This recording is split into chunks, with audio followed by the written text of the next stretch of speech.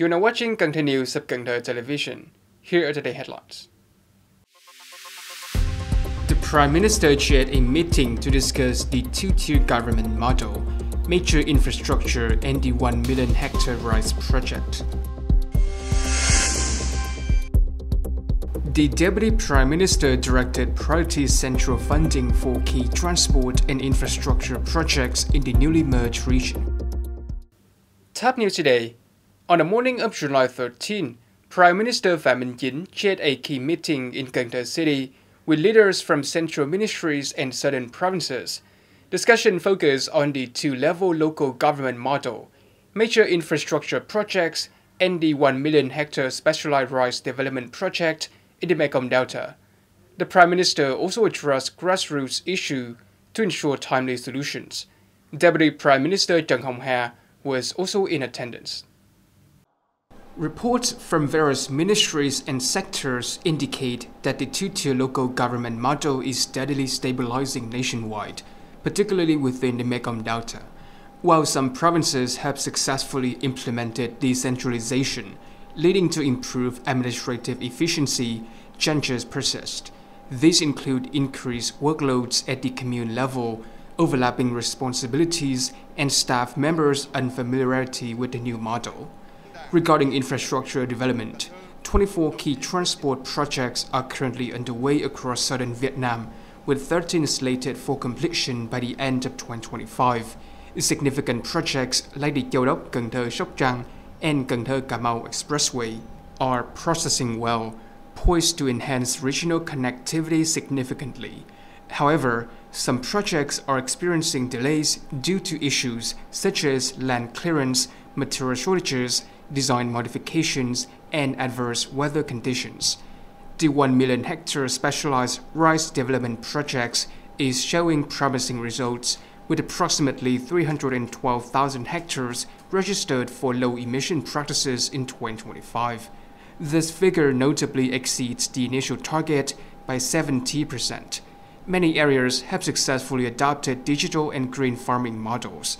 To further support this initiative, the Ministry of Agriculture recommends implementing green credit support, consumption policies, and comprehensive technical guidelines.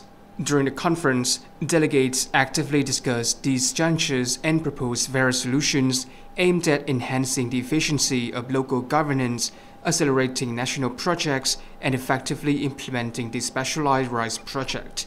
The overarching goal is to foster sustainable, green development and strengthen central-local coordination throughout the Mekong Delta. Deputy Prime Minister Lê Thành Long has directed priority allocation of central capital for key transport and infrastructure projects in the newly merged region, following General Secretary Tô Lâm working session with leaders of Cần Thơ, Sóc Trăng, and Hậu Giang. Deputy Prime Minister Lê Thành Long has issued comprehensive directives for newly merged regions, instructing the Ministry of Finance and Ministry of Construction to prioritize central capital for key transport and infrastructure projects. To support organizational transitions and local planning, the Ministry of Home Affairs will coordinate with other ministries to provide expert resources. Additionally, the Ministry of Science and Technology is tasked with collaborating on mechanisms to attract talent in science, technology, innovation, and digital transformation, while also expeditiously issuing spending regulations for Resolution 57 to ensure robust funding for local scientific and technological development. The Ministry of Finance recently put forward new proposal regarding land use fees. They suggest either reducing the annual collection rate to 3.6% from the current 5.4% or completely eliminating the additional collecting regulations. The Ministry of Finance has put forward three options in its draft amendment to Decree 103 on land use fees, seeking to balance state interests with those of land users and address past controversies. Option 1 proposes completely removing of current 5.4% additional land use fee provision. This complex issue would then be left to the government to address during the 2024 land law amendment process. Option 2 suggests retaining the additional fee but reducing the rate to 3.6%. This revised rate is based on an analysis of average deposit interest rates, the consumer price index, and inflation data from 2014 to 2024. The third option is to maintain the existing 5.4% additional land use fee. Engineer Lê Văn Hậu from A Nghệ An Business proposed a flood prevention solution to Cần Thơ Chairman Trần Văn Lâu, suggesting a rainwater collection system that captures water from roads and flood-prone areas. This innovative system, developed and patented by the enterprise, is designed to automatically activate using integrated sensors and cameras when rainwater reaches a predetermined level. Given Cần Thö's typically limited annual rainfall, this system is touted as both cost-effective and easy to maintain. A key feature is its customizable collection units, which can be adapted to specific terrain, effectively preventing water from pooling in low-lying areas, a primary cause for severe flooding. The system utilizes HDPE pipes, allowing for flexible installation methods based on site conditions. The business is now seeking support from Cần Thơ authorities to conduct detailed surveys and present comprehensive flood prevention plans for both short-term and long-term implementation. Vietnam Social Security has announced that the Ministry of Home Affairs has issued a new circular providing detailed guidance on several articles of the Social Insurance Law 2024, specifically about voluntary social insurance. The circular is set to take effect on July 1, 2025. The new voluntary social insurance circular provides flexible payment options, allowing individuals to contribute monthly, quarterly, biannually, annually, or through a one-time payment to cover future years or the remaining period needed to qualify for a pension. To encourage participation, support rates are set with a maximum support period of 10 years, 50% for poor households or ethnic minorities in difficult areas, 40% for near-poor households, and 20% for other participants. Those who meet the criteria are eligible for pensions or one-time payments as regulated, and the circular also includes transitional provisions for individuals who join voluntarily before January 1, 2021.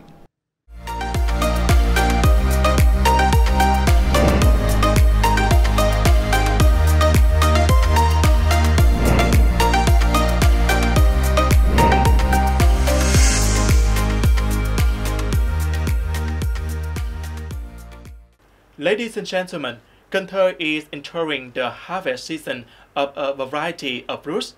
This is also a condition for tourists from near and far to have a variety of experience when visiting and relaxing this season. More to follow in traveling around Cần Thơ this week. In a cool, clean space of the orchard, these two young people had a very special summer weekend experience when they decided to choose Mỹ Khánh Garden Resort to stay and visit. In addition to enjoying the peace at bungalow, enjoying the sweet, slightly sour taste of dried mangosteen grown in the resort, visiting the garden with a variety of seasonal fruit trees such as rambutan, durian, and longan is something that they enjoyed.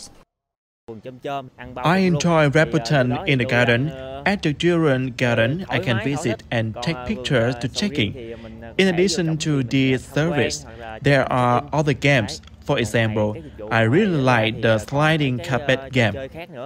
Not only that, associated with the fruits in harvest season, Mỹ Khánh Ecotourism Village also takes advantage of exploiting food and drinks made from fruits in the garden. I'm very impressed with the dishes here, such as mangosteen chicken salad, rambutan jam, rambutan syrup. These dishes bring a different, unique flavor that can only be found here.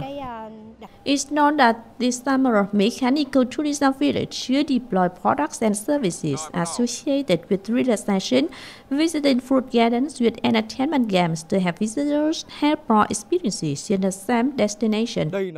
This is one of the wonderful ecological gardens. I travel thousands of kilometers from Hanoi to visit the orchard and enjoy fruits here. I think this is a wonderful place I have ever experienced. This is a combo that gives visitors a full range of experience.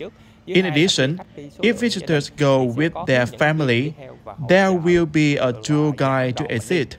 Next, if visitors go in groups of 7 to 10 people, the tourist area has free electric cars and game tickets.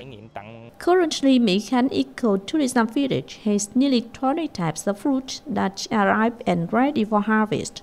This is also an opportunity for tourists to have more choices for their journey to explore Cần Thơ this summer.